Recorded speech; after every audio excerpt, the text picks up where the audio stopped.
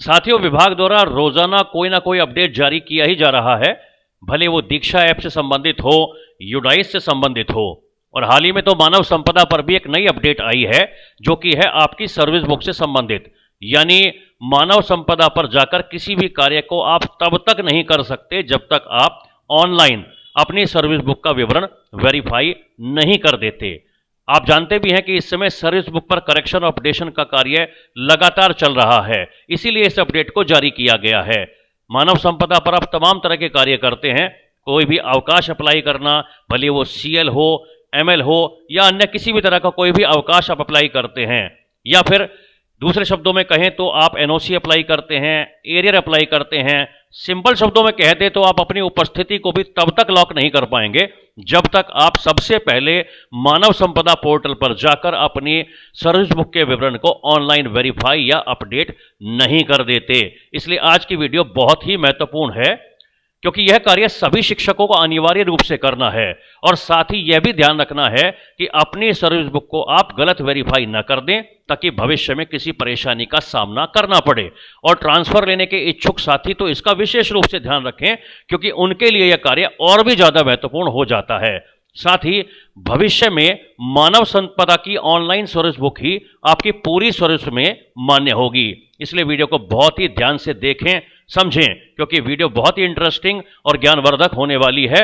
इसलिए आपसे निवेदन करना चाहूंगा कि वीडियो को बिल्कुल भी स्किप ना करें और अंत तक हमारे साथ बने रहें। तो नमस्कार दोस्तों, स्वागत है आपका अपने YouTube channel teachers learning platform यानी कि TLP के इस मंच पर, जहां पर इस तरह की ज्ञानवर्धक वीडियो मैं हमेशा आपके लिए लाता रहता हूं। वीडियो अच्छी लगे तो लाइक और कमेंट करना बिल्कुल भी मत भूलिएगा, और अपने साथी मित्रों की सहायता के लिए वीडियो को अधिक से अधिक शेयर करिएगा। और हां, यदि आप चैनल पर पहली बार विजिट कर रहे हैं तो जल्दी से चैनल को सब्सक्राइब करके बेल आइकन को प्रेस कर दीजिए, ताकि इस तरह की ज्ञानवर्धक वीडियो के नोटिफिकेशन सबसे पहले आपको मिल सकें। तो चलिए वीडियो को स्टार्ट कर लेते हैं। सबसे पहले आपको लॉगिन कर लेना है। आप देख सकते हैं इस समय हम अब मानव संपदा के डैशबोर्ड पर हैं। तो आप यहां पर देखिएगा साइड में EHRMS लॉगिन का एक बटन है, आप यहां क्लिक करें। क्लिक करने के बाद आप लॉगिन कर लें। तो चलिए सबसे पहले लॉगिन कर लेते हैं।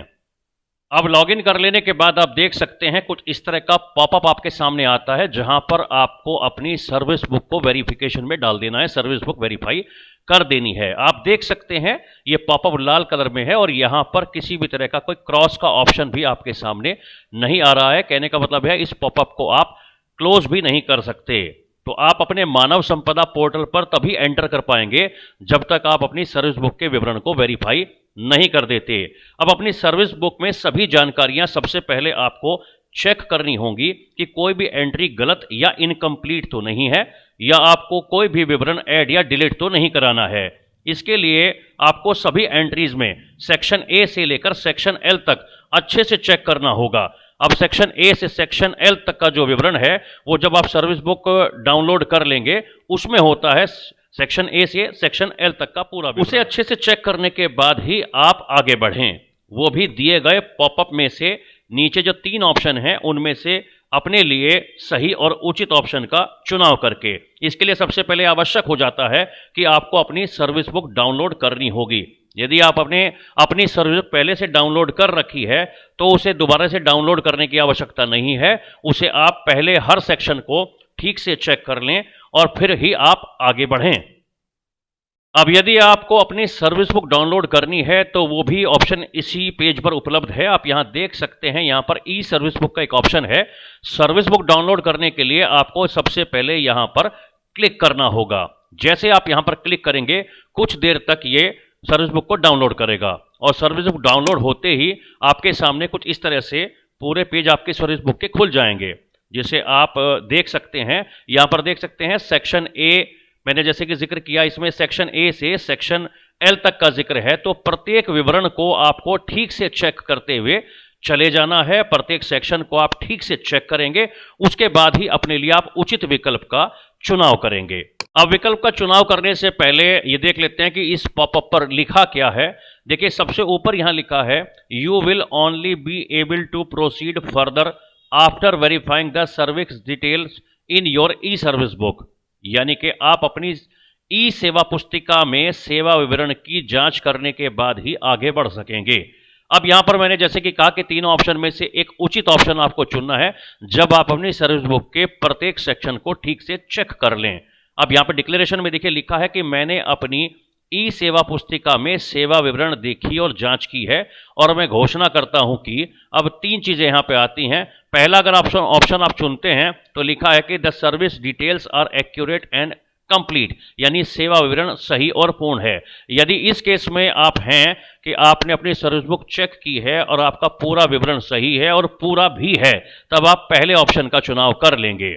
दूसरे ऑप्शन में अगर हम चले जाते हैं, the service details are accurate but incomplete, यानी सेवा विवरण सही है लेकिन अधूरा है, यानी कि आपने अपनी जो ई सर्विस बुक चेक की है, आपका सेवा विवरण जो है वो तो सही है लेकिन कहीं ना कहीं वो इनकम्प्लीट है, कुछ चीज़ आप उसमें ऐड कराना चाहते हैं, तो आप सेकंड ऑप्शन का चुनाव करेंगे। इसके अलावा तीसरा ऑप्शन है कि I have informed my reporting office about the discrepancies and requested corrections, मैंने अपनी रिपोर्टिंग कार्यालय को विवरण में कमी के बारे में सूचित कर दिया है और सुधार की मांग की है, तो आप इस थर्ड ऑप्शन का चुनाव करेंगे। और जैसे किसी भी ऑप्शन का आप चुनाव करते हैं तो ये ग्रीन बटन में जो लिखा है क्लिक हियर टू प्रोसीड, ये ऑन हो जाएगा और आप इसे क्लिक करके अपने मानव संपदा पोर्टल में एंटर कर जाएंगे। अब बात करते हैं कि आपने अपनी सर्विस बुक को ठीक से चेक कर लिया है, तो तीनों विकल्पों में आप कब आपको लगे कि आपके लिए कौन सा विकल्प उचित है, तो मैं फिर से एक बार बता देता हूं आपको कि जैसे पहला आपका जो ऑप्शन है वो है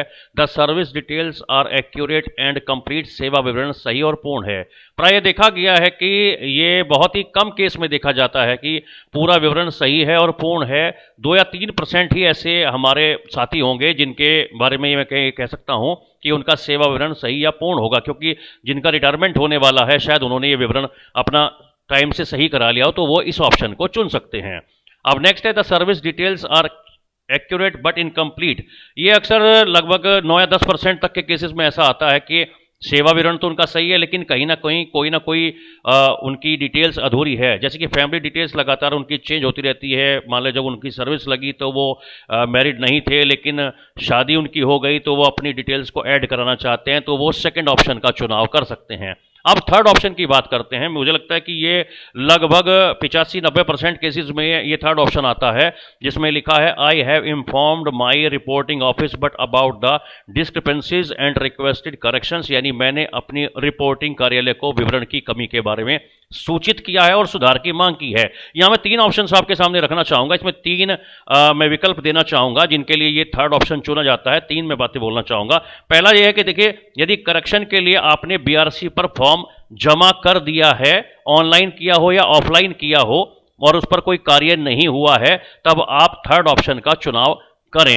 यानी कि अगर आपने कई साल पहले, 2 साल पहले, 3 साल पहले, 4 साल पहले अपनी मानव संपदा पोर्टल पर ये जो कमियां दिखाई दे रही हैं आपकी सर्विस बुक में, और आपने बीआरसी पर अपना आवेदन जमा कर दिया था, तो आप इस थर्ड ऑप्शन का चुनाव कर सकते हैं।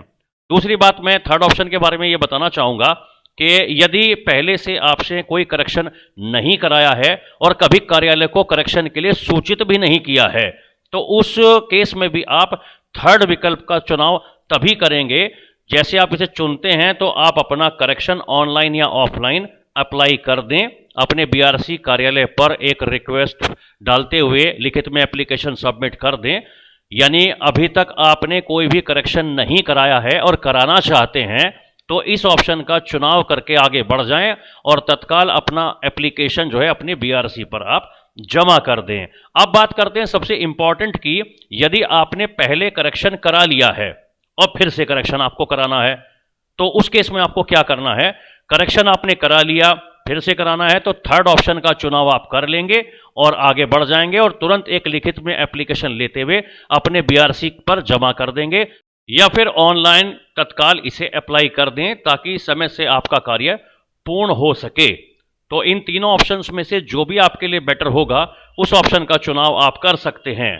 कहने का मतलब ये है कि मानव संपदा पोर्टल पर आप तत्काल ये काम पूरा कर लें ताकि कोई भी कार्य, कोई भी अवकाश आपको लेना हो, कोई भी कार्य करना हो, तो वो ये पॉपअप आपके सामने से हट जाए। अभी तक सुनने में ये भी आ रहा है कि यदि आप अपने किसी भी डिटेल को करेक्ट कराना चाहते हैं और वो एप्लीकेशन आपने दे रखी है या ऑनलाइन अप्लाई कर रखा है, जब तक उसमें सुधार नहीं हो जाता तो हर माह में जैसे ही आप पहली बार मानव संपदा पोर्टल को ऑन करेंगे, इसे चालू करेंगे, तो यह पॉपअप आपके सामने आता रहेगा और आप अपने लिए एप्रोप्रिएट विकल्प का चुनाव करते हुए आगे बढ़ जाएंगे। आई होप वीडियो आपको बहुत अच्छा लगा होगा और दी गई जानकारी आपकी समझ में आ गई होगी। वीडियो अच्छा लगा हो तो लाइक और कमेंट करना बिल्कुल भी मत भूलिएगा और अपने साथी मित्रों की सहायता के लिए वीडियो को अधिक से अधिक शेयर करिएगा। और यदि आप चैनल पर पहली बार विजिट कर रहे हैं तो जल्दी से चैनल को सब्सक्राइब करके बेल आइकन को प्रेस कर दीजिए ताकि इस तरह की ज्ञानवर्धक वीडियो के नोटिफिकेशन सबसे पहले आपको मिल सके। Thank you very much. जय हिंद।